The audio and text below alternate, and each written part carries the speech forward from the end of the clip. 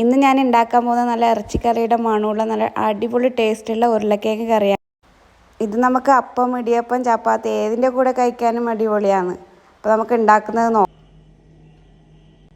കുക്കറിലേക്ക് കുറച്ച് വെളിച്ചെണ്ണ ഒഴിച്ച് കൊടുക്കാം. അതിലേക്ക് 1 ടേബിൾ സ്പൂൺ ഇഞ്ചി വെളുത്തുള്ളി ചതച്ച് ഇടാം. 2 മീഡിയം സൈസ് സവാള നീളത്തിൽ അരിഞ്ഞിട്ടുണ്ട്, അത് ഇട്ട് കൊടുക്കാം.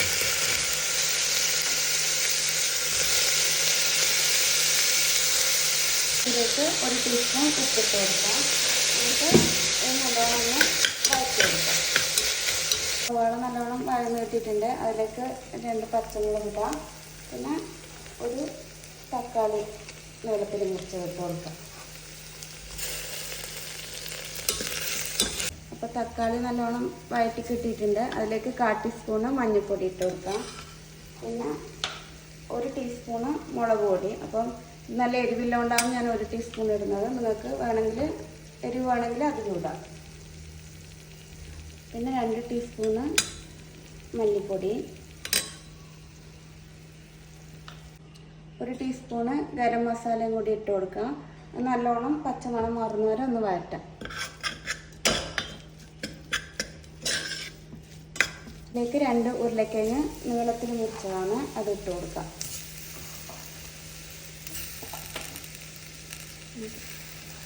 അതിലേക്ക് 1.5 ഗ്ലാസ് വെള്ളം ഒഴിച്ചിട്ട് നമുക്ക് മൂടി വെച്ചിട്ട് 1 വിസിൽ വെച്ചിട്ട് വേവിക്കാം. ഉരുളക്കിഴങ്ങ് വെന്ത് വന്നിട്ടുണ്ട്. അതിലേക്ക് ഞാനൊരു അരമുറി തേങ്ങാപ്പാൽ ഒഴിച്ച് കൊടുക്കുന്നുണ്ട്. അങ്ങനത്തെ നമുക്ക് ഉപ്പ് നോക്കിയിട്ട് ആവശ്യമുണ്ടെങ്കിൽ ഇട്ട് കൊടുക്കാം. പിന്നെ എന്നിട്ട് ജസ്റ്റ് ഒന്ന് തിളപ്പിച്ചെടുത്താൽ മതി. ഇത് ജസ്റ്റ് ഒന്ന് തിളച്ച് വന്നിട്ടുണ്ട്. അന്നേരം നമുക്ക് തീ ഓഫ് ചെയ്തതിന് ശേഷം കറിവേപ്പിലയും കുറച്ച് മല്ലിയില ചെറുങ്ങനെ മുറിച്ചതും ഇട്ട് കൊടുക്കാം. നമ്മുടെ ടേസ്റ്റുള്ള പൊട്ടറ്റോ കറി റെഡി ആയിട്ടുണ്ട്. എല്ലാവരും ഒന്ന് ട്രൈ ചെയ്ത് നോക്കണേ.